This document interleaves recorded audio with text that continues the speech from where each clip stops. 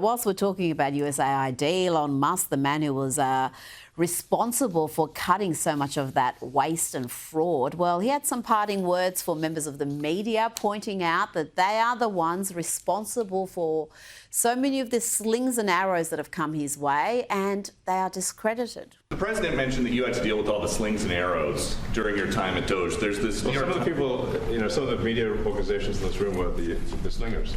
Well, so there is a New York Times report today that accuses you of blurring the line between. Is the New York Times, is that the same publication that got a Pulitzer Prize for false reporting on the Russiagate? Is it the same organization? I got to check my Pulitzer account. It is. I think the judge just ruled against the New York Times for their lies about the Russiagate hoax, and that they might have to give back that Pulitzer Prize. That New York Times, let's move on. And we've seen this from the Trump administration across the board almost, whether it's Hegseth, whether it's Rubio, Musk there, who isn't a politician, but he had a fairly significant role. They are just hitting back the media hard. They've taken on Trump's attitude towards the media, and you've got to say it's pretty effective. For sure. It's not your grandmother's Republican Party, as they say. And this whole group, starting with Trump, leading, he really showed people how to fight. And when things go as bad as they've gone, you're kind of past nice manners and niceties and all those things we saw from John McCain and Mitt Romney and even Ronald Reagan. It was just a different world that we're living in. And here you've got to be willing to roll up your sleeves and fight. And they kind of relish it. So it's not everybody's cup of tea. You always run into people who don't like it or wish the demeanor would be different, but I think it's very effective, and a lot of people actually really do like it. If they want to go back to the GOP of Mitt Romney or McCain, well, good luck to them, because that's the GOP of losers, and those days are over. the voters have no appetite for that, so never mind whether Trump's there or not. The voters don't want that. They don't want to have polite losers. Now, we saw the way the media treated Elon Musk after his salute from the heart. They were calling him a Nazi, saying he was doing some sort of a Heil Hitler salute, which was just so dishonest. Well, Democrat Cory Booker did something, pretty much exactly the same in the last couple of days, and there was no condemnation, no accusations. Many didn't even report on it. And Kosha, I guess this goes to the point of why they feel like the media deserves to be treated with disdain, because it's just discredited itself. Time and again, and when you think they can't sink any lower, you see these examples. And it's not even about hypocrisy, it's about hierarchy. So Cory Booker, you see, is higher in the totem pole, where he gets extra protections that the other side doesn't. There's many people who've done this. And I think the good thing is that media has been democratized because of the internet and social media, that these clips do get out there, other programs like yours, and the social media covers it. And that just further delegitimizes the mainstream media unless they wise up to that, but they don't seem to be doing it thus far.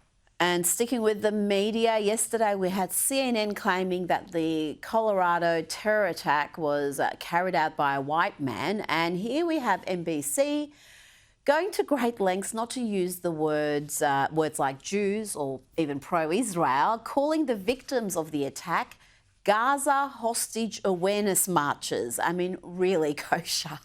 If the backdrop wasn't as tragic, it's almost funny. And they really are the kings and queens of linguistics. They always have been. So you have the Gaza awareness marchers, you had the Maryland dad, that famous case. And even back in during then President Obama and Hillary Clinton's, I'm reminded of the story of the terrorist attack in Colombo, Sri Lanka, on Easter Sunday. And both of them referred to them as Easter worshippers because they couldn't use the word Christians on Easter Sunday. So they're very aware of words and which words they use, which words they don't use. But again, to your point earlier, in this day and age of just podcasts and media and social media, we all are discussing it and seeing right through it. So I just think it's a losing strategy, but they seem to be addicted to it. Now, in recent weeks, we've had a governor's house firebombed. We've had 2 Israeli embassy workers murdered in cold blood. And now this attack in Colorado, several pro-Israel protesters set alight, badly hurt. If there was a right-wing group or movement behind these sorts of attacks, it would be leading news coverage all around the world. It would all be as such a crisis that needs to be addressed. But it seems like we've got a fairly permissive attitude when it comes to violence from the left. We saw that throughout the BLM riots, and we're seeing it again with this anti-Israeli movement. It feels like it's a next dimension on this continuum where we talked at the top about culture and the culture is shifting and corporates aren't virtue signaling as much. Then we've talked about the media losing its potency and legitimacy because we can all see through their games. And now this is where it gets really serious, where it's actual violence taking place. And that double standard again still continues. And as you say, BLM or even the Antifa riots before that in Portland and elsewhere. So this feels like the last frontier if the right can somehow crack this and just reclaim the narrative around that, which they're doing, the current administration, in terms of their law and order agenda. That will be another big win in this continuum that we're on.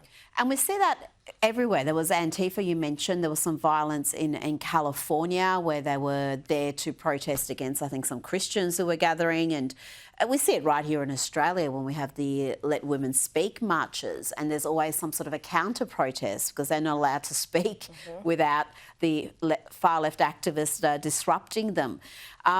On Colorado, there's been a lot of commentary in the past 24 hours about this image summing up the modern Democrat Party. Let's have a look at it. Kosha, what do you say to this?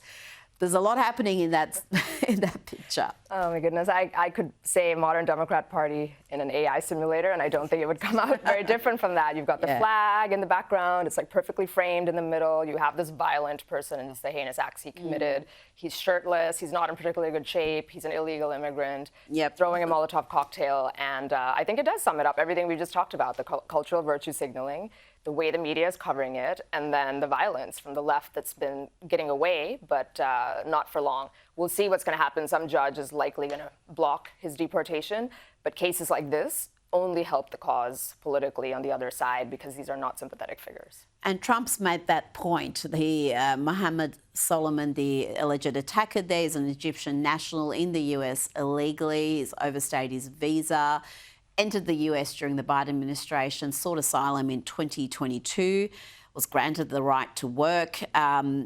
Is the Biden administration in any way to blame for this? They let millions through, unvetted, and you're going to get characters like this amongst them. 100%. I think this really personifies what we know. So we know the numbers and the ridiculous 11 million plus that were allowed to pour in through 4 years. And then the particulars of this case where he was caught even by the ICE agents in the Biden administration, but was let go because that was the policy, catch and release. And then he was rewarded with legal work access, even though he overstayed his visa. So you're just creating magnets and rewarding. So every issue that we talk about all gets personified in this case. And then he goes and does what he did. So it really just puts a huge red line, I think, under this issue in a way that had never happened before. And hopefully the current administration can take advantage of that momentum and do something about it. Now, before you go, we talked about that cultural shift across the US. Let's have a look at another example of that. This is something we wouldn't have seen a few years ago, certainly wouldn't have seen it in Trump's first term. Watch here as football legends and current Pittsburgh Steelers stars pay tribute to Donald Trump in Pennsylvania. I'd like to present this to a Hall of Fame president. Please accept it. How about this president of ours, huh? Just wanted to say God bless you, President Trump, and God bless you, Pittsburgh. Now, that was Pittsburgh Steelers legend and Vietnam War vet Rocky Blair and current quarterback Mason Rudolph and defensive back Miles Killebrew. I mean, that is something we wouldn't have seen, Kosha, just a few years ago. Those players, current players, would have been cancelled. There would have been all sorts of uproar. No one really was bothered by any of that. I didn't see too much backlash at all. So true. You know, there's that old adage, I think, attributed to Andrew Breitbart, that politics is downstream from culture. Every once in a while, in a case like Donald Trump, who's very unique, it almost feels like culture is downstream from politics. And just his whole story, even before politics and since then, the comeback, being the underdog, being counted out and coming, is like classic American stuff. Everybody loves that story, even though they've been trained not to admit it. And this carries a lot of weight when you have NFL stars and Hall of Fame legends doing that. The other piece, too, is since it's the Steelers, Pittsburgh, that is a key constituency of Trump. Pennsylvania, and particularly that town, the Steelers and Miners, didn't go to Republicans since Ronald Reagan, 40 years, and he, in both terms, turned that around, and I think that's sort of the other piece of it, and the Steelers, of course, exemplify that part of his constituency. Kosha Gada, thanks for your time tonight.